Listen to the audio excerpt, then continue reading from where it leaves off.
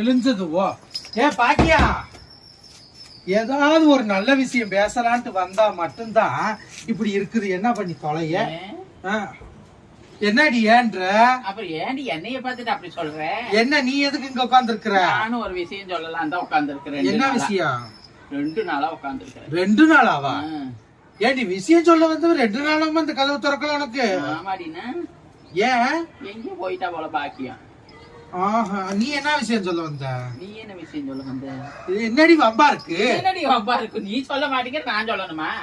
நான் அது ஒரு விஷயம். அது என்னன்னு சொல்லு, நானும் சொல்றேன். நீ சொல்ல.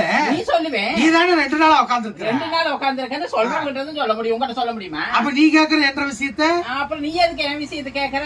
2 நாளா உட்கார்ந்து அதுதான் போ. 2 நாள்ல உங்ககிட்ட சொல்ல முடியுமா? இதுக்குதான் ஒரு விஷயம் பாக்கியத்தை பாக்க ஏதாவது ஒண்ணு